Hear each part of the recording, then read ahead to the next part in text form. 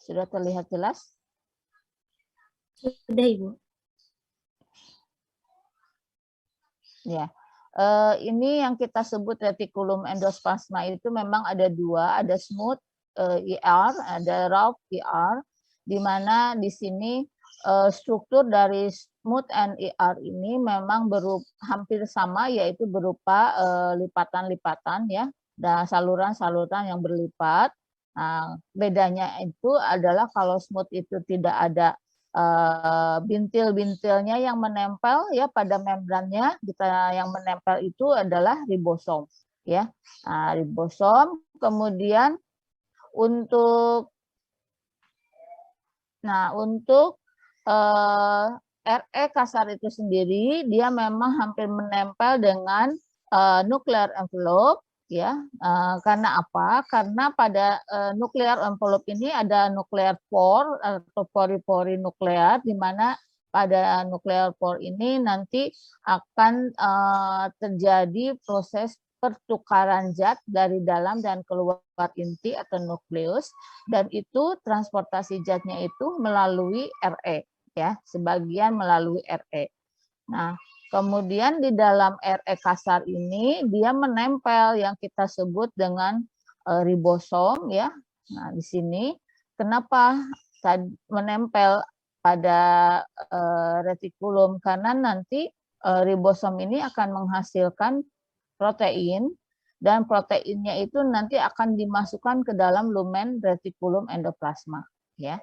Nah, nanti dari retikulum endoplasma itu mengalami assembling atau mengalami perakitan dengan glikosida, kemudian ditransportasikan ke RE halus. Di dalam RE halus ini di-assembling dengan lipid atau dengan lemak ya, sehingga terbentuk makromolekul, apakah itu glikolipid, glikoprotein atau lipoprotein ya. Nah, nanti senyawa tersebut kemudian dialirkannya tidak langsung ke sitoplasma, tetapi si RE ini dia membentuk yang kita sebut vesikula. Nah, vesikula ini berjalan langsung ke Golgi. Nah, di Golgi nanti diterima yang kita sebut tadi sampaikan itu pada sisi cis ya. Si vesikula dari RE ini kemudian melebur dengan membran sisterna bagian cis dan memasukkan zat-zat yang dibawanya. Kemudian di dalam Golgi, nah di dalam Golgi itu nanti juga akan di assembling membentuk makromolekul ya.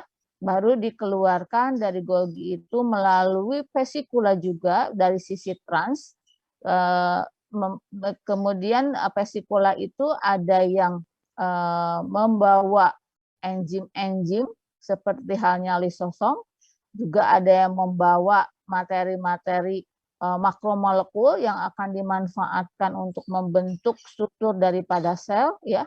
Nah, ini contoh dari bentuk RE kasar dan RE halus. Ini secara ini fotonya ya, menggunakan SEM karena hanya 2 dimensi. Kalau SEM itu biasanya 3 dimensi.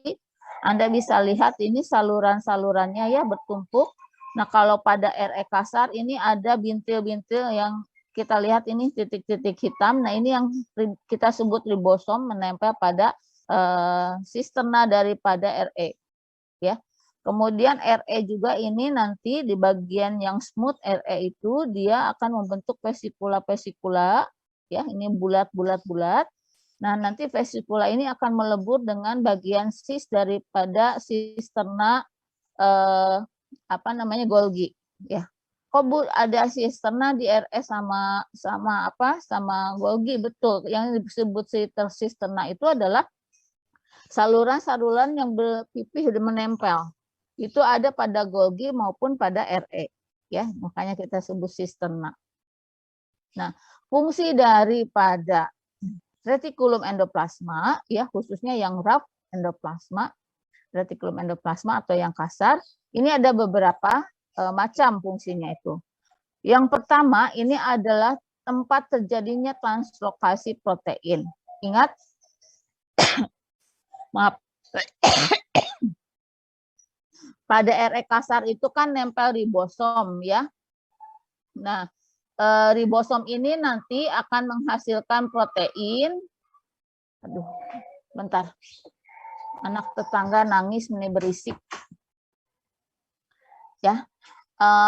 Di sini kan menempel ribosom ya. Nah, di ribosom ini nanti akan menghasilkan protein, dan protein yang dihasilkan oleh ribosom itu akan ditranslokasikan atau dimasukkan ke dalam RE. Ya. Nah, ini di gambar ini ada SRP, SR alfa, SR beta dan sebagainya. Ini adalah protein-protein yang menginisiasi terjadinya translokasi protein yang ada di ribosom masuk ke dalam RE kasar ya. Jadi pemasukannya itu juga melibatkan beberapa protein, di mana protein ini ada yang berperan sebagai enzim, ada yang berperan sebagai protein carrier, ada yang berperan sebagai protein channel yang akan memasukkan protein dari ribosom ini masuk ke RE ya. Nah, di sini banyak sekali molekul-molekul yang terlibat di dalam membran RE kasar ini untuk mentranslokasikan protein. Nah, di dalam RE diapakan ini proteinnya ya? Proteinnya itu dicek ya. Makanya di sini ada istilah folding atau quality control. Dicek bentuknya, dicek pelipatannya. Folding itu pelipatan daripada protein ya, atau struktur dari protein, dicek semuanya ya. Kalau misalnya sudah oke, sudah sesuai yang diharapkan ya, maka protein itu akan di-assembling di dalam RE, kemudian nanti akan dikeluarkan atau diekspor. Ya. Diekspor langsung keluar dari RE atau di-assembling membentuk makromolekul seperti yang tadi sudah disampaikan, bergabung atau digabungkan dengan gula, karbohidrat membentuk glikoliprotein, atau dengan lemak membentuk lipoprotein, atau protein dengan lemak ya, lipoprotein atau protein dengan glikosida atau dengan gula ya. Nah, di sini ada di antaranya ada HSP40, HSP70. HSP itu adalah heat shock protein. 40 dan 70 itu adalah besaran unitnya, di mana HSP ini akan berperan bila misalnya ada proses di dalam clouding quality control ini bermasalah ya, ini yang akan berespon. HSP ini akan berespon. Kemudian ketika ternyata proteinnya, oh ini proteinnya salah pelipatannya, harusnya di sini ternyata ada yang digambar, ini adalah tempat pengontrolan daripada folding atau tempat quality controlnya. CRT ini adalah protein juga ya, jangan salah, protein juga. Oh ternyata kalau ini betul misalnya ya foldingnya, quality controlnya ini bisa diekspor langsung keluar daripada membran dari retikulum endoplasma, atau nanti di di assembling tadi ya dengan molekul-molekul senyawa lain untuk membentuk makromolekul. Tapi kalau misalnya ternyata oleh HSP ini dideteksi, oh ternyata di sini bentuk proteinnya salah ya, salah di sini katanya. Oleh karena itu kalau salah biasanya ada proses perbaikan. Ini bisa diperbaiki tidak ya? Kalau bisa diperbaiki, oke, masuk misalnya di dalam masih dalam folding quality control, masuk diperbaikan, kemudian nanti dicek lagi berulang. Tapi kalau misalnya ternyata ini nggak bisa diperbaiki lagi nih, gitu ya, si proteinnya. Nah, oleh karena itu protein yang tidak bisa diperbaiki lagi itu kemudian dikeluarkan ya. Nah, oleh head shock protein ini dikeluarkan ya, kemudian melalui membran, tentunya melalui membran RE ya. Nah, di sini protein carrier-nya ada yang kita sebut EDEM, DEM. Nah, kemudian dikeluarkan juga melalui protein integral dan masuk ke proteosom. Ya, kita sebut sistem penghancuran protein di dalam proteosom ini kita sebut ERAD. ya, kita sebut erat. Jadi kalau protein tersebut sudah tidak bisa diperbaiki, dia akan masuk ke sistem erat, akan dihancurkan oleh proteosom. Tapi kalau masih bisa diperbaiki, dia masih berada di dalam sistem folding quality control yang ada di dalam RE, itu akan diperbaiki. Ya. Nah, ada juga di sini fungsi dari RE ini adalah untuk transportasi, ya, homeostasis ion kalsium.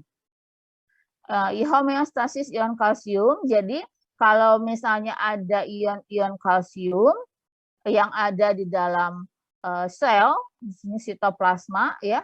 Nah, itu dia akan masuk ke dalam RE ini melalui protein integralnya, ini kita sebut SERCA.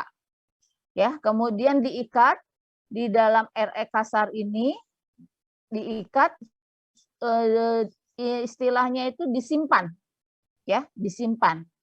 Jadi dari asumsi kalsium dari makanan kita atau ion kalsium dari makanan kita itu masuk ke dalam sel, di dalam sel itu disimpannya di mana? Disimpannya di RE kasar.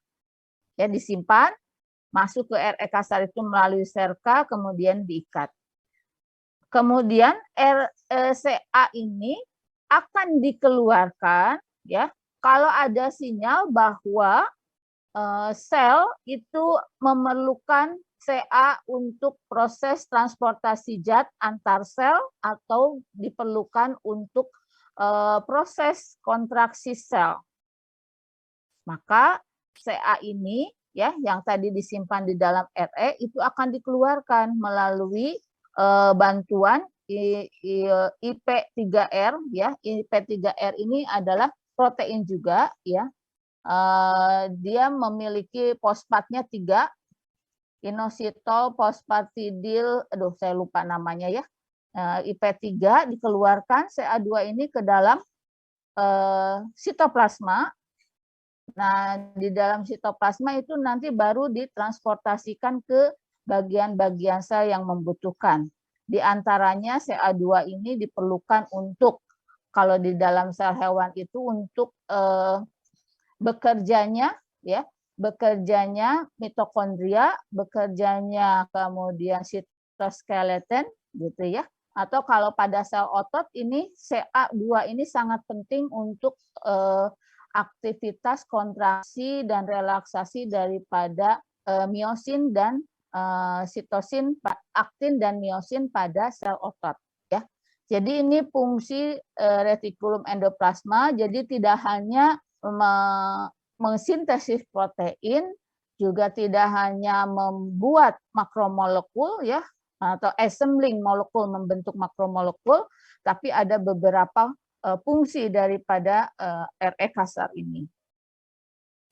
Kemudian badan Golgi. Nah, badan Golgi ini berkaitan juga dengan RE, karena tadi ketika di dalam RE itu dihasilkan makromolekul, ya. Kalau makromolekul kan tidak bisa langsung begitu saja lewat membran RE, ya. Tadi yang protein yang sudah betul lipatannya, kalau proteinnya itu belum dalam bentuk makromolekul, itu bisa dilewatkan melalui protein integral pada membran RE.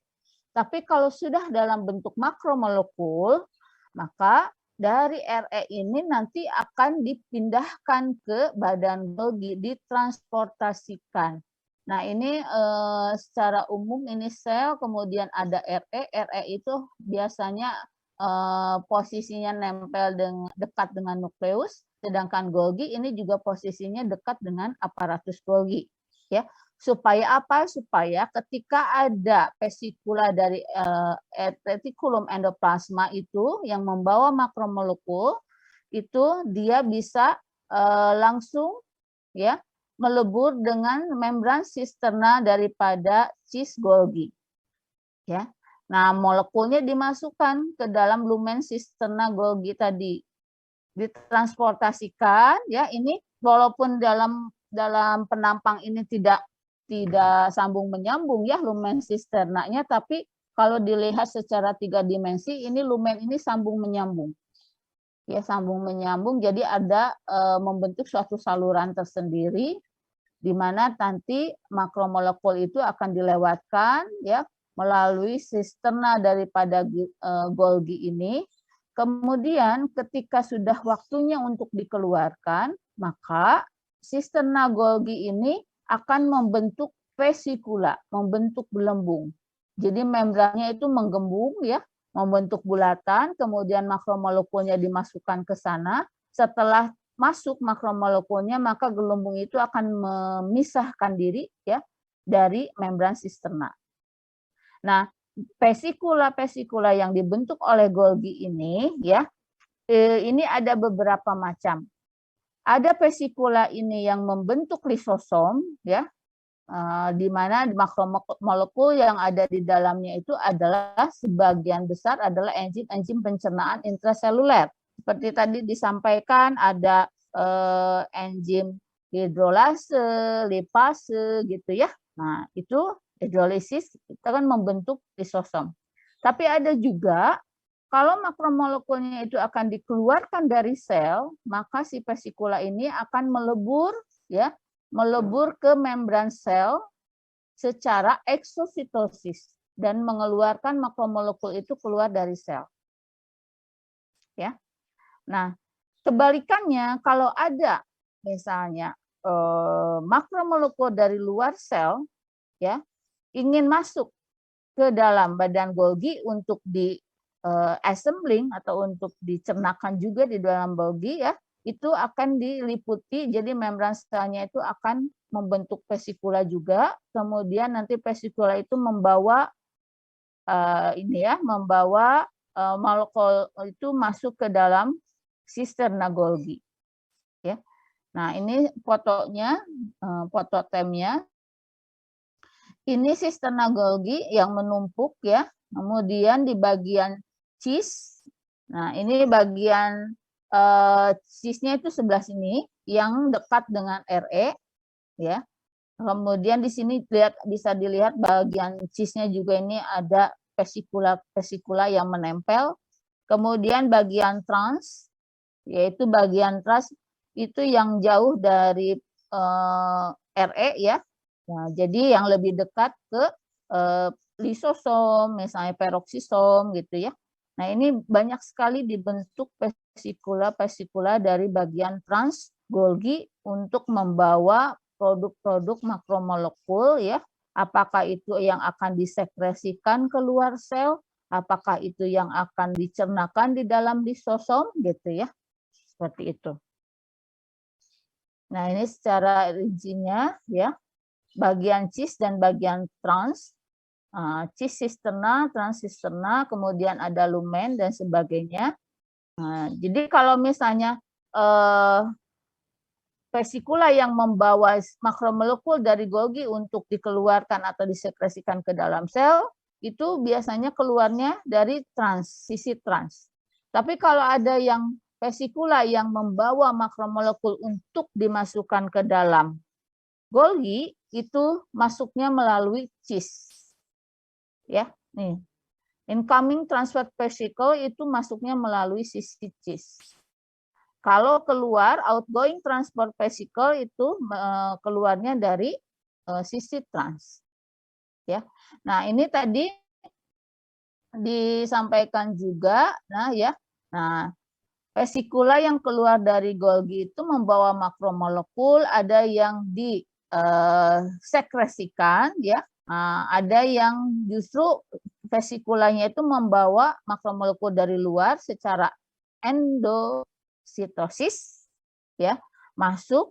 Nah, bisa masuk ke endosom, nanti juga bisa masuk melalui cis, bagian cis daripada Golgi ya. Jadi itu kaitan antara retikulum, kemudian Golgi, peroksisom, juga di sini nanti akan berkaitan dengan proses endositosis dan eksositosis. Nah, ini lisosom. Nah, bisa kita lihat fototemnya ini ya. Ini lisosom, ini bulat-bulat tadi disampaikan bulatnya itu ukurannya bervariasi ya, tidak sama. Nah, ini berisi enzim-enzim pencernaan hidrolase, lipase, proteinase itu ada. Nah, tadi disampaikan juga di gambar yang ditunjukkan oleh kelompok 2 tadi ada lisosom itu bagian membrannya terglikosilasi. Ya. Terglikosilasi itu artinya di sini dilengkapi oleh pengaman supaya membran daripada lisosom itu tidak pecah. Nah, Anda bayangkan kalau membran lisosom itu pecah, sedangkan isinya adalah enzim-enzim perusak, enzim-enzim pencernaan. Kalau enzimnya itu keluar dari lisosom, ya sudah, itu semua dicernakan organel sel. Ya. Nah, orang yang autoimun atau lupus ini justru kerusakannya ada di situ. Sehingga dia memakan sel sendiri gitu, memakan teman sendiri, memakan tulang kawan gitu ya kalau istilah peribahasanya tuh. Jadi nggak tahu di mahasiswa sekarang ada nggak istilah makan tulang kawan gitu ya. Makan tulang kawan itu artinya memanfaatkan ya orang lain untuk kepentingan kita, memanfaatkan orang lain untuk kepentingan kita, tapi orang lain tersebut tidak diuntungkan dengan adanya kalau dalam istilah biologi itu simbiosis ya, bukan simbiosis mutualisme tapi komensalisme gitu ya. Nah, kalau saya dulu waktu zaman kuliah disebutnya makan tulang kawan gitu ya. Nah, ini juga kalau lisosom itu pecah, ya, maka enzim-enzimnya itu akan tersebar di seluruh sitoplasma sel dan akan menghancurkan organel-organel sel yang ada. Dan ini juga terjadi kalau terjadi apoptosis. Apoptosis itu adalah program kematian sel yang sudah diprogramkan daripada gen di dalam sel tersebut bahwa sel itu harus mati ketika misalnya ada kerusakan DNA. Sel itu harus mati kalau sudah mengalami penuaan. Sel itu harus mati kalau telomerase yang melindungi DNA-nya sudah memendek, misalnya ya, dan sebagainya. Nah, ini peran daripada lisosom. Nah, kemudian ini lisosom. Lisosom ini bisa kalau dilihat di gambar ini, lisosom itu bisa berfusi ya, artinya bisa bergabung ya dengan organel-organel yang rusak. Contohnya di sini, organelnya mitokondrianya rusak. Maka si lisosom ini akan masuk ke sana ya, bergabung, ini dilapisi oleh membran. Kemudian si enzim-enzim yang ada ini contohnya pada peroksisom ya. Peroksisom kenapa? Peroksisom yang menggabung dengan mitokondria yang rusak karena biasanya peroksida itu adalah salah satu buangan atau salah satu zat yang harus dibuang oleh hasil daripada respirasi ya. Nah, di situ maka dia bergabung dengan mitokondria, kemudian nanti H2O2-nya itu akan diuraikan oleh enzim katalase yang ada pada peroksisom.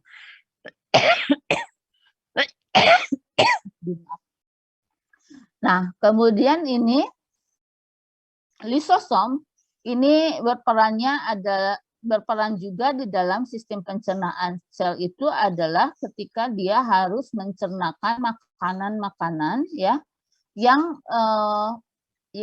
ada pada pakuala makanan. Nah, pakuala makanan ini biasanya muncul atau ada pada hewan-hewan yang pencernaannya intraseluler, hewan-hewan tingkat rendah yang mengambil makanannya itu secara fagositosis. Ya. Jadi ketika ada makanan, molekul makanan, membran selnya ini akan membentuk lekukan dan makanan ini bisa masuk. Setelah masuk, maka si lekukan membran sel ini akan terlepas dan membentuk vesikula atau pakuola makanan. Supaya makanan itu dicerna, maka di sini ada lisosom yang berisi tadi enzim pencernaan, kemudian bergabung dengan membran vakuola makanan dan mencernahkan makanan tersebut. Ya. Nah, ini yang kita sebut fagositosis.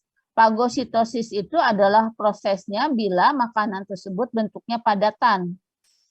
Kalau pinositosis itu kalau makanan yang dicernakan itu berupa cairan, ya, tapi prinsipnya sama.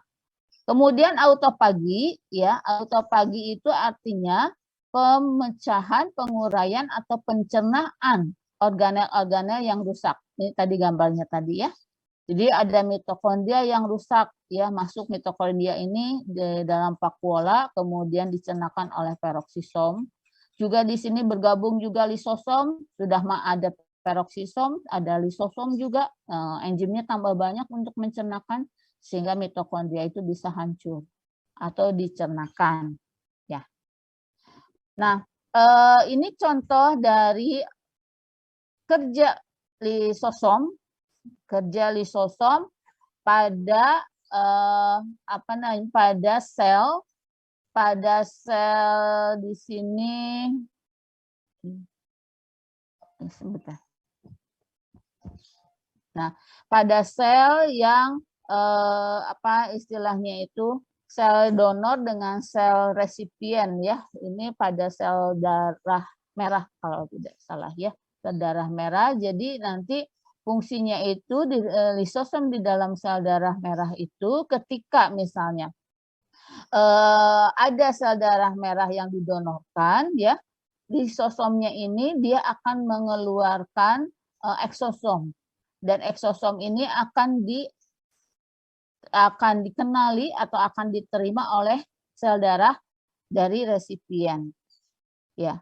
Nah, jadi fungsinya ini kalau si resipien ini si sel resipien ini artinya tidak memasukkan eksosom yang dikeluarkan oleh donor sel, itu tidak akan mengalami kehancuran. Tapi kalau misalnya eksosom yang dikeluarkan oleh sel donor itu masuk ke dalam sel resipien, maka sel resipien ini akan hancur.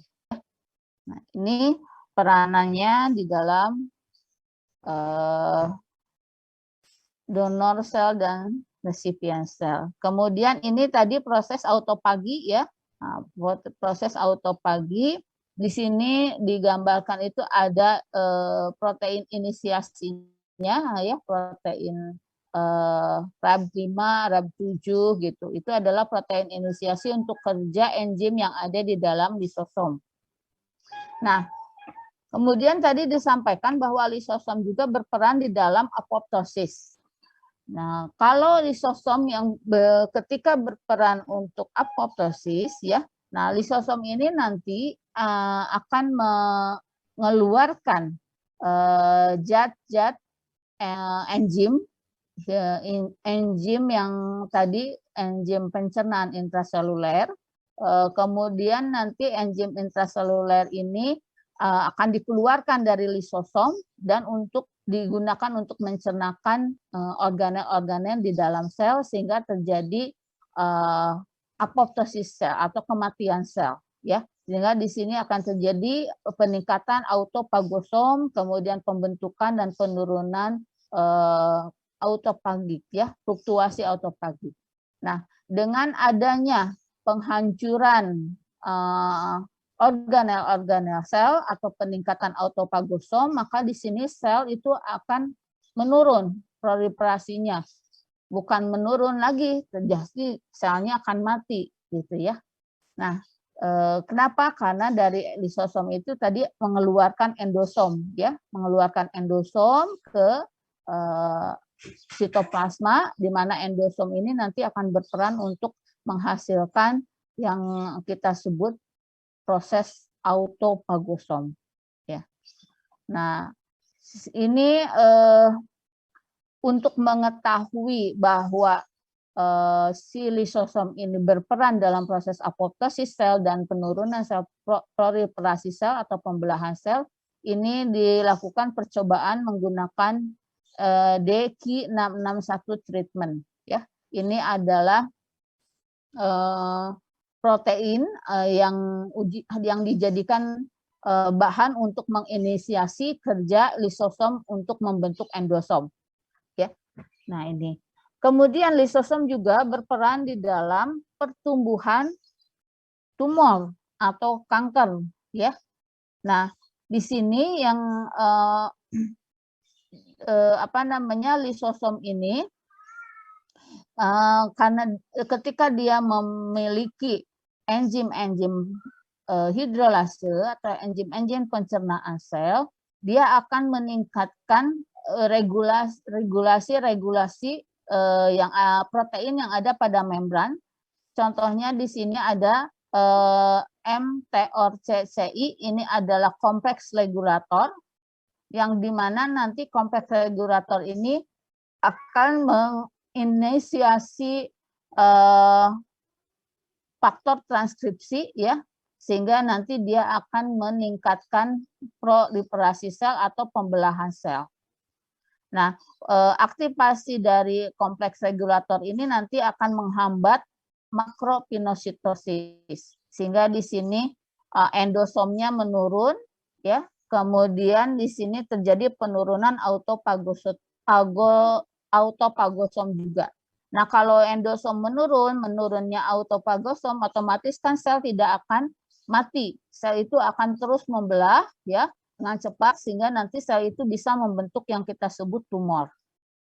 Ya, jadi ini peranan lisosom.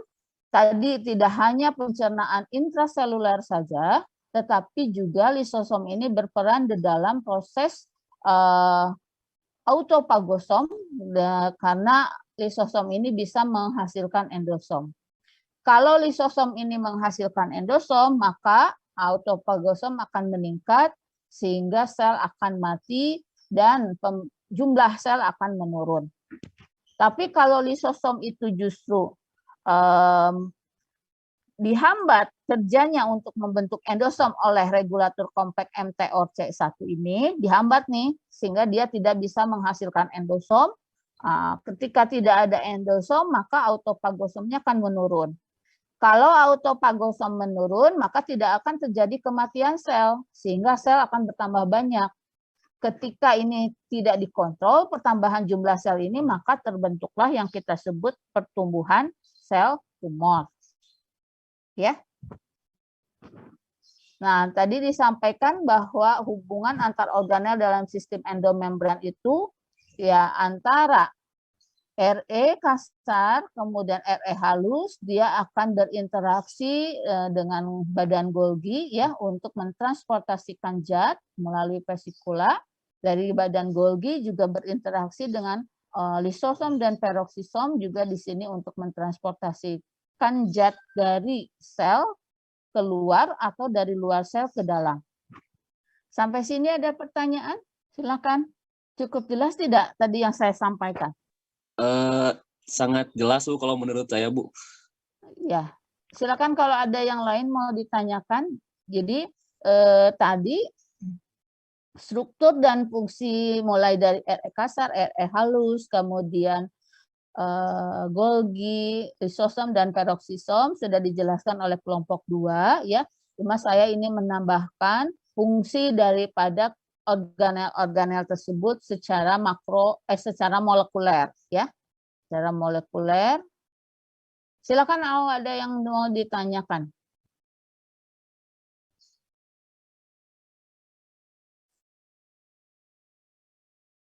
Nah, jadi lisosom ini yang paling berperan sebenarnya itu di dalam pengaturan kontrol sampah, ya, dalam tanda kutip kontrol sampah di dalam sel. Jadi kalau ada sampah yang harus dibuang oleh sel itu tidak langsung dibuang begitu saja, ya, secara eksositosis atau eksositosis, karena si sampah tadi diuraikan dulu supaya ketika dibuang itu tidak memberikan efek samping kepada sel-sel yang lain, ya. Terus tadi disampaikan juga bahwa yang namanya badan Golgi, ya, atau lisosom itu paling banyak terdapat pada organ-organ yang aktif di dalam pencernaan sel. Ya, contohnya di dalam hepar. Mungkin Anda akan lebih banyak menemukan Golgi, lisosom, ya, kemudian RE itu pada sel yang menyusun hepar. Hepar itu hati. Mengapa? Karena hati atau hepar itu fungsinya tadi secara umum adalah mengatur kadar senyawa yang harus ada di dalam tubuh. Contohnya, ketika nutrisi dari hasil pencernaan diserap di usus, ya, nah sebelum diedarkan ke seluruh tubuh, dari usus itu harus masuk dulu ke hepar, ya, atau ke hati. Kenapa harus masuk dulu ke hati? Pertama dulu dicek, ada toksiknya enggak? Oh, kalau ada toksik, maka di sini di dalam sel hati itu yang berperan siapa? Lisosom dan Golgi kan? Dihancurkan dulu ini si racunnya. Hancurkan dulu menjadi molekul-molekul yang tidak beracun bagi sel, bagi tubuh, ya. Oke. Kedua, dicek dulu kadar glukosanya gimana? Tinggi atau rendah? Kalau tinggi, ya. Kalau tinggi berarti si glukosa itu masuk dulu ke dalam sel, kemana? Masuk dulu ke RE. Diapakan di RE? Dirubah. Oleh siapa? Dirubah oleh hormon yang namanya insulin, dari glukosa yang berlebih itu dirubah menjadi glikogen atau gula otot. Ya, setelah terbentuk gula otot di dalam RE, kemudian akan dikeluarkan nih, akan disimpan di sel-sel otot, dari sel hati itu akan nanti disimpan di sel otot, dikeluarkan dari sel hepar itu melalui RE, melalui Golgi, melalui vesikula, ya, masuk lagi ke pembuluh darah nanti untuk diedarkan ke otot dan disimpan di otot, itu gula darah, ya. Kemudian misalnya terlalu banyak lemak, ya, terlalu banyak lemak. Juga lemak yang dari nutrisi itu masuk juga ke sini, di dalam sel itu masuk ke dalam RE dan Golgi. Ya, khususnya tadi RE halus, di mana RE halus itu nanti lemak itu akan diuraikan, atau akan, kalau lemaknya molekul kecil, akan digabung-gabungkan kalau mau disimpan, kalau berlebih misalnya, ya. Nah, itu seperti itu. Jadi fungsi dari sistem endomembran ini sangat sangat penting sekali bagi sel, ya. Nah, kemudian kemarin juga untuk mitokondria itu banyak akan Anda temukan jumlahnya yang banyak itu pada sel-sel yang ada di dalam jaringan yang memiliki aktivitas yang tinggi. Misalnya, Anda akan menemukan banyak sekali mitokondria pada sel saraf. Kenapa pada sel saraf? Nah, pada sel saraf itu untuk memproses informasi yang dibawa oleh rangsang itu memerlukan banyak energi. Atau misalnya Anda akan menemukan banyak mitokondria itu pada otot. Kenapa pada otot? Ya, otot yang digunakan untuk bergerak itu memerlukan energi yang banyak. Atau misalnya badan Golgi juga akan mitokondria juga akan banyak ditemukan di hepar, sel-sel hepar. Kenapa? Karena sel hepar itu aktivitasnya sangat tinggi sekali, sehingga perlu energi. Nah, kalau badan Golgi di mana, Bu? Tadi badan Golgi itu banyak ditemukan pada sel-sel yang membentuk jaringan yang berperan di dalam proses pencernaan seluler. Misalnya tadi di hati, ya, kalau badan Golgi itu banyak. Kemudian di dalam usus, ya, nah, itu banyak juga. Ya, jadi jangan pernah berpikir bahwa organel-organel sel itu di setiap sel dan jaringan itu jumlah dan bentuknya sama, itu tidak. Ya. Contohnya mitokondria yang ada di dalam sel kan bentuknya seperti Anda lihat kemarin ya, sudah dipresentasikan. Tapi kalau Anda lihat mitokondria di dalam sel sperma, ya, di mana mitokondria itu membentuk koil pada ekor sperma supaya dia bisa menghasilkan energi yang mensupport si sperma itu untuk bergerak ekornya. Ketika ekor bergerak, maka sperma itu akan akan cepat bergeraknya menemui sel telur.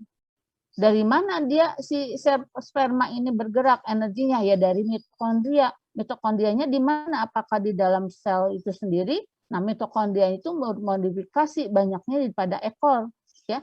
Pada mikrotubula itu si si mitokondria itu bentuk dalam bentuk koil dan mensuplai energi yang banyak. Seperti itu. Paham ya? Ada pertanyaan, silakan. Ibu izin bertanya. Ya, boleh. Tadi kan ada kayak ngebahas tumor sama kanker ya. Nah, ya. Sebenarnya itu teh kayak penyebab utama bisa jadi kanker sama tumor itu teh apa sih? Terus suka ada tumor sama kankernya tuh yang kayak menyebar gitu kan ya Bu? Iya. Nah, itu tuh kenapa bisa sampai menyebar gitu? Terus sampai bisa menyebabkan kematian gitu Bu? Ya. Oke, kanker dengan tumor, ya. Tumor itu biasanya disebut tumor itu perbanyakan sel yang sangat cepat, ya, tetapi tidak ganas. Tidak ganas itu tidak sampai mematikan sel sekitarnya. Kita sebut tumor. Tapi kalau misalnya sel-sel yang berkembang biak sangat cepat itu mematikan sel-sel sekitarnya, kemudian menyebar, menimbulkan kerusakan pada sel yang lain, itu kita sebut kanker. Ya, bedanya di situ. Tumor dan kanker itu sama-sama proliferasi sel yang cepat, ya, sama-sama perbanyakan sel yang cepat membentuk suatu massa yang sangat banyak. Sama-sama seperti itu, hanya bedanya antara tumor dengan kanker. Tadi kalau tumor itu tidak ganas, tidak merusak jaringan sekitarnya atau jaringan lain yang jauh dari tempat dia. Tapi kalau kanker itu bisa merusak sel-sel yang ada di sekitarnya, juga bisa menyebar. Menyebar yang kita sebut metastasis. Kenapa bisa menyebar? Nah, ini kalau Anda lihat gambar ini ada tumor ya, pembentukan tumor. Kalau pada kanker yang metastasis atau kanker ganas, si sel-sel yang berkelompok ini dia bisa terpisah. Dia bisa memisahkan diri. Ya. Memisahkan diri masuk ke pembuluh darah bersama peredaran darah, dia nempel pada organ yang lain, sehingga yang tadinya misalnya ya kankernya itu di payudara, karena dia bisa si selnya itu bisa terlepas dari koloninya masuk peredaran darah. Nah, ketika beredaran darah dia nempel di paru-paru si sel kanker itu. Nah, di paru-paru dia akan tumbuh lagi menjadi kanker. Itu yang kita sebut metastasis atau penyebaran sel kanker. Ya. Nah, kenapa bisa muncul sel kanker? Pertama, penyebab sel kanker itu adalah kalau secara umum ya, secara global, penyebab kanker itu banyak. Ada karena pola makan dan pola hidup yang tidak sehat, ada karena radiasi dan polusi, ada juga karena infeksi virus. Ya. Nah, itu secara umum penyebab kanker. Efek bisa saja sel itu DNA-nya mengalami kerusakan. Ya, mengalami kerusakan. Kalau rusak itu biasanya kalau dalam istilah listrik mah koslet, ya, koslet. Jadi si ekspresi gennya itu koslet yang tadinya itu harusnya proliferasi sel T itu misalnya 100 pasang basa, maaf 100 sel misalnya ya, pembelahan selnya, dengan adanya koslet jadi misalnya 1 juta sel gitu. Ya, karena tadi DNA-nya rusak. Yang kedua, tadi tidak berfungsinya sistem kematian sel secara normal atau secara alami, yaitu tadi apoptosis. Apoptosis ini tidak terjadi kalau pada sel kanker. Karena apa? Si program kematian sel ini atau program apoptosis ini diblok semuanya oleh yang namanya sel kanker. Ya. Nah, kemudian sel kanker juga bisa mematikan sel-sel yang ada di sekitarnya. Kenapa? Sel kanker ini sifatnya itu opportunistik. Jadi dia akan melakukan segala sesuatu pun ya selama untuk kepentingan dia hidup, walaupun harus dengan mematikan orang lain. Jadi kalau di dalam masyarakat sel kanker teh sosialis ya, PKI gitu ya. Segala cara apapun dilakukan asal dia supaya dia survive, nggak peduli harus membunuh orang, nggak peduli harus merusak orang lain gitu ya. Nah itu sel kanker. Ya, jadi pertama tadi karena ada induksi perusakan gen sehingga sel itu mengalami koslet dan membelah secara cepat, secara masif. Kedua, kanker itu mematikan sistem kematian alami pada sel yaitu apoptosis ya. Kemudian juga sel kanker itu bisa mengontrol dirinya sendiri, bisa melepaskan dirinya dari koloni untuk bisa bermetastasis atau berpindah tempat. Dan ketika berpindah tempat, dia bisa menimbulkan efek kanker juga di tempat dia yang baru. Itu kalau kita sebut sebagai kanker ganas atau kanker yang bisa bermetastasis. Ya. Nah, faktor-faktor penyebab kanker itu sudah banyak di sekitar kita. Mungkin juga secara tidak sadar kita sudah melakukan pemasukan faktor-faktor penyebab kanker ke dalam tubuh kita. Contohnya apa? Contohnya dari pola makan. Ya. Pola makan itu sekarang kan banyak yang kita sebut fast food, food additive gitu ya. Itu kalau terakumulasi di dalam tubuh, itu bisa memicu terjadinya kerusakan di dalam sel. Ya. Atau misalnya infeksi virus. Infeksi virus ini, virus itu kan punya materi DNA. Ketika masuk ke dalam sel, materi DNA itu akan bergabung dengan materi DNA yang tubuh kita. Ya, tubuh kita. Nah, ketika bergabung, dia akan mengontrol sel untuk menghasilkan protein-protein yang banyak yang dimanfaatkan untuk pembentukan virus baru, ya. Nah, di saat itu terjadi, sel atau DNA sel kita yang tadinya normal itu menjadi tidak normal sehingga akan memicu metabolisme sel tubuh kita itu menjadi tadi koslet itu ya. Sehingga yang harusnya tadi sel itu membelah hanya 100 saja misalnya setiap periodenya, ternyata dari satu periode itu berlipat ganda pembelahannya menjadi dari 100 jadi 1 juta jadi 2 juta gitu. Nah itu yang kita sebut dengan kanker. Paham nggak? Atau terlalu jelimet saya menerangkannya? Tadi yang tanya siapa? Virgin ya? Iya, Bu.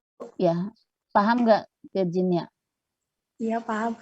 Terus, Bu, tingkat kesembuhannya gitu, kalau orang yang udah terkena kanker tumor gitu kan suka ada yang udah diobatin juga, kayak masih atau yang udah diobatin tapi tetap tingkat kematiannya itu tinggi gitu, Bu. Ya, memang betul ya. Karena apa? Karena tumor atau kanker itu biasanya tidak bisa betul-betul dibersihkan selnya. Pasti ada yang tersisa. Nah, yang sisanya ini yang biasanya akan menginduksi sifat kanker pada sel-sel yang lain, sehingga sulit untuk dibersihkan. Kemudian kalau misalnya kanker itu selnya bisa bermetastasis, artinya bisa beredar ke seluruh tubuh. Nah, ketika dia nempel di setiap jaringan tubuh itu, dia bisa menginduksi terjadinya kanker juga. Sehingga misalnya ada pasien kanker payudara, ya. Nah, ketika di terapi, katakanlah misalnya di mastektomi, jadi diangkat payudaranya, ya. Nah, itu ketika diangkat masih ada biasanya sel-sel si kankernya itu yang tertinggal, tidak bisa diangkat semua, ya. Nah, kemudian setelah mastektomi dilakukan kemoterapi. Kemoterapi itu tujuannya itu adalah untuk mematikan sel-sel kanker yang tidak bisa diangkat tadi, yang tersisa, ya. Nah, kemoterapi. Nah, kalau misalnya sel-sel kankernya itu sudah ada yang bermetastasis, artinya sudah ada yang berada di jaringan lain, diedarkan bersama getah bening, diedarkan bersama pembuluh darah. Selain kemoterapi, itu juga harus melakukan radioterapi, disinar dengan radioterapi itu bisa dengan ultraviolet, misalnya dengan sinar gamma, sinar alfa gitu. Nah, kalau tetap masih belum selesai, masih ada yang tertinggal sel kankernya, itu memang tidak bisa disembuhkan. Pasti akan menginduksi sel lain untuk memiliki sifat kanker juga. Ya, jadi memang kanker ini adalah penyakit yang menyebabkan kematian kedua di dunia setelah penyakit jantung. Dan setiap tahun kanker ini mengalami peningkatan jumlah kasusnya, ya. Karena apa? Karena tadi untuk metode pengobatan kanker itu belum bisa 100% menghilangkan kanker dari pasien. Walaupun misalnya ada yang survive setelah di terapi, kemoterapi, radioterapi, itu mungkin saja tubuhnya itu masih membawa sel-sel yang bersifat kanker. Dan kalau misalnya pemicunya tadi masuk ke dalam tubuh, maka itu akan meningkat, ya, proliferasi sel kankernya dan jadi kanker kembali, gitu, ya. Nah, jangan lupa juga bahwa di dalam gen kita, dalam genom kita itu artinya susunan gen keseluruhan tubuh kita, ya, itu kita sebut genom, itu ada yang kita sebut onkogen. Onkogen itu adalah gen-gen silent, gen-gen yang umumnya tidak diekspresikan, ya, umumnya tidak diekspresikan, tetapi kalau onkogen ini induksi oleh pemicu-pemicu yang masuk ke dalam tubuh, ya, maka onkogen ini bisa aktif dan menimbulkan atau diekspresikan membentuk sel kanker. Ya, itu kita semua orang punya onkogen. Semua orang punya onkogen. Caranya supaya onkogen itu tidak aktif, otomatis kita harus melakukan tadi pola hidup, pola makan yang sehat. Jangan sampai pemicu onkogen itu masuk ke dalam tubuh kita. Gitu. Ya, tapi kan kalau sekarang mah dengan kondisi sekarang untuk mencegah supaya pemicu-pemicu sel kanker masuk ke dalam tubuh kita itu agak sulit, ya, karena itu sudah blended, sudah tercampur di dalam pola hidup dan pola makan kita, mau tidak mau. Kecuali kalau kita misalnya hidup di gunung, kemudian mengkonsumsi makanan dan minuman yang alami sekali, misalnya, ya, menghirup udara segar, kemudian jauh dari polusi, jauh dari infeksi virus, nah itu baru sehat dan tidak ada pemicu kanker yang masuk ke dalam tubuh kita. Tapi kalau kita sekarang hidup di zaman modern dengan berbagai macam pola hidup dan pola makan, ya, dengan banyaknya food additive, dengan banyaknya radiasi dan polusi, itu kita tidak bisa mencegah masuknya pemicu kanker pada tubuh kita. Itu. Ya. Paham ya? Oke. Nah, kalau sudah paham, ada pertanyaan lain sebelum saya tutup? Tadinya saya mau kuis, ini mau post test, tapi di sininya Google Form-nya bermasalah, nggak bisa dibuka gitu. Oke ya. Ibu, Kalau tidak ada pertanyaan atau ada Ibu, yang mau? Ya. mau bilang kan tadi LMS error ya, Bu. Oh, Jadi absennya Zakia ada beberapa yang terlambat absen, Bu. Belum coba saya absen. cek dulu. Iya, sebentar saya cek dulu. Oke. Nggak bisa akses maksudnya? Tadi tidak bisa. Ya. Ananda tadi ada. Fahri ada nggak? Nggak ada Nggak yang ada. namanya Fahri, Ibu. Nggak ada ya? Di daftarnya ada nih. Oke. Rani nggak ada juga. Ada yang namanya Rani? Ada, Bu. Ada. Hilda ada? Hadir, Ibu. Nurul Akmal? Ada, Ibu. Ada. Ada. Julfa? Oh, Julfa yang resign ya. Oke, semuanya sudah. Pak Ahli. Pak Ahli teh nggak ada ya tadi namanya. Oke, sudah untuk itu. Dan untuk apa namanya? Untuk saya belum cek yang kemarin ya. Jadi kan ini tugasnya kelompok supaya ada muncul nilainya di LMS. Jadi setiap orang harus upload materinya ya. Jadi tidak hanya satu. Jadi misalnya tadi Faisal, Ana sama Nanda bikin satu materi PPT. Nah, PPT atau makalahnya itu diupload masing-masing sehingga muncul namanya di LMS. Jadi untuk penilaian bisa langsung saya dari situ. Nah, yang kemarin juga ya, coba bisa di-upload lagi per orang gitu ya. Zakia, kemarin Teh Ajeng sama satu lagi siapa? Aldis ya. Nah, itu nanti di-upload di LMS-nya masing-masing ya. Oke, kalau tidak ada pertanyaan untuk hari ini, mungkin tesnya insya Allah saya minggu depan ya, saya perbaiki dulu Google Form-nya. Terima kasih atas perhatiannya. Kita tutup dengan membaca hamdalah bersama-sama. Alhamdulillahirabbil alamin. Assalamualaikum warahmatullahi wabarakatuh. Waalaikumsalam warahmatullahi wabarakatuh. Terima kasih, Ibu. Ya, sama.